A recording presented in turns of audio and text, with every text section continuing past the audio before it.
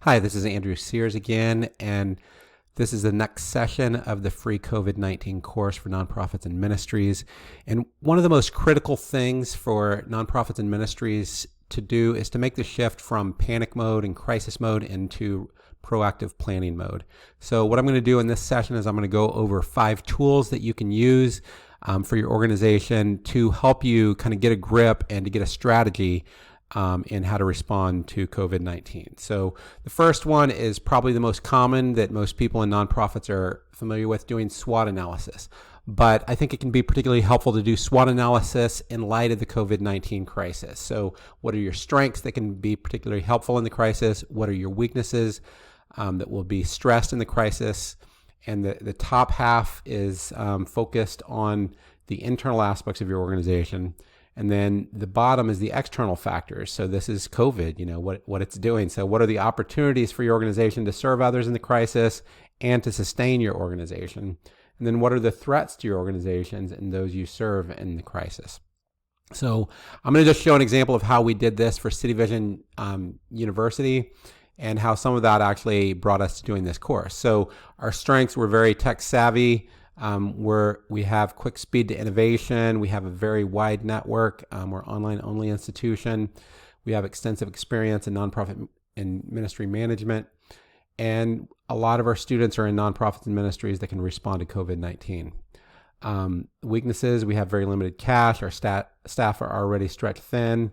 Students are in nonprofits that may be hit hardest by COVID-19. And while our network's very wide, it's not as deep as we would like, given the online and tech nature of our mission. So the opportunities, the biggest opportunity we saw was to provide free training for nonprofits and ministries to respond to the COVID-19 crisis. So that's what we're doing with this course. Our goal is really to establish, we just want to serve essentially and establish long-term goodwill and visibility to a wider community. We haven't gotten any money for this at this point, but we do want to seek out some donations for those investing in intermediaries to support nonprofits and ministries. And our hope is that some individuals stuck at home may decide to take courses rather than just pursuing a Netflix binge. In the long run, I think that, COVID-19, with all the students going online, a large number of students are going to be familiar with online learning, which may help increase acceptance in the long term. And there may be legislation that increases Pell Grants, which our students can use. And then the last is threat. So many of our students are serving on the front lines in nonprofits and ministries, and they may drop courses or not take courses because of the strain of COVID-19. Some of our faculty are in the same situation, and they may have to not teach. We're very concerned about the risk of death of staff and partner organizations, especially those serving on the front lines. And we're also very concerned about nonprofit and ministry partners that may close from the financial crisis. And we think that it's likely that foundation and other donors will likely give less because of the financial crisis. So this is an exercise I would recommend your organization do in the midst of this crisis. And, just think about, where's the intersection of your strengths with the opportunities, and then what can you do to address your weaknesses and minimize the threats. So the next tool is something called Competing Values Leadership, and it's really a tool to do balance planning. It has 4 grids, and the idea behind competing values is that diagonals are competing with each other. So entrepreneurs often are very different from the operations and governance people, the bureaucratic, the control hierarchy. And then the business people often are very, different. The people who have to focus on the bottom line are different from the people who are very relational. And the idea is if you want to do balance planning, you have to cover all 4 of these domains. So the funding and sustainability. So how will you ensure financial viability if this is a long-term crisis? What are your contingency plans if funding decreases? What are new funding opportunities that might be available? Operations, governance, and risk management. So what policies and procedures and risk management practices do you need? How do you protect your constituents, staff, and stakeholders? Relational goals. How do you care relationally for your staff, constituents, and stakeholders? And then entrepreneurial innovation goals. What new initiatives and innovations will you use to respond to the crisis? What new core competencies do you need to develop? And how might this change your nonprofit business model? So that's something I would encourage you to do for your organization. and just answer these. And the idea is you want to try to cover all 4 of these quadrants, and how much you cover might depend on how focused your organization is. But one really important thing to recognize is in a crisis like this entrepreneurial and innovation quadrant starts to become more important. So think a lot about that. Now, because that innovation quadrant's more important, the next 2 tools really that I'm going to provide are focused on innovation. So Lean Startup is a innovation process that came out of Silicon Valley. And there's 2 books. There's a book called The Lean Startup and Lean Startups for Social Change. And the idea is that you want to rapidly go through this learning loop as fast as possible. And they coined the term minimum viable product. So you want to have a product, you get out there and then you learn and then you iterate. And there's a big difference between how Microsoft used to do software, where they had a new release of Windows every maybe 5 years, and Facebook, which has a new release every 2 weeks. For some people in the nonprofit sector, you may be familiar with the OODA loop: observe, orient, decide, and act. And this is very similar, except the observe and orient is really combined into the learn. And let me talk about how this can be used in your organization and how we've used it. So for this process of developing the COVID-19 course for nonprofits, the first step was just to reflect on the intersection of our core competencies and mission with serving in the COVID-19 crisis. Then the next step was to build a COVID-19 Toolkit Google Doc and webinar slide deck as our minimum viable product. We didn't publish anything widely at that point, but what we did is we sent that to a few partners. We have a small email list, and then we sent webinar proposals to a couple different partners to get some feedback and to hear from others. And then from there, we collected feedback from our partners. We conducted research on what other sectors were doing to identify our unique niche. The first iteration of this included nonprofits, ministries, and churches. And then we saw that there was a big COVID-19 church summit, and it looked like they were going to take care of that much better than we would. So we said, let them do that, and we'll focus on the nonprofits. And then we built a free online course at nonprofitcovid19.org.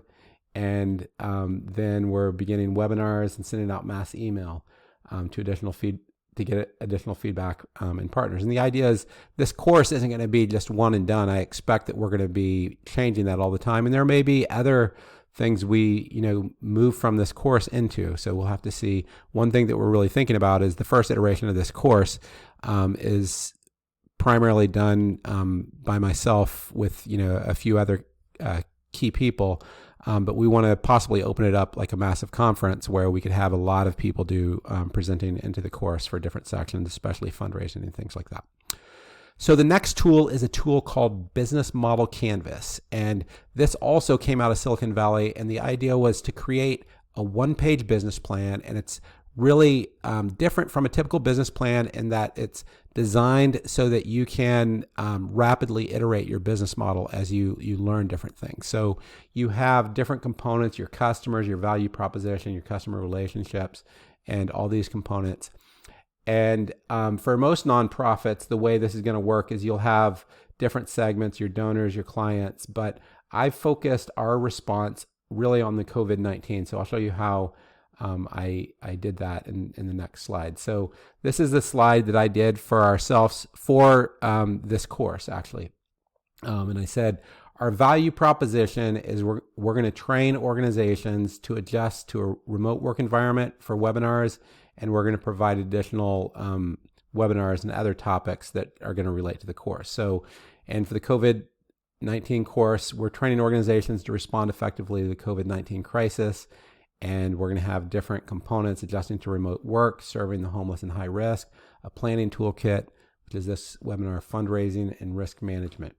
And we have these different segments: webinar participants, course participants, partner organizations.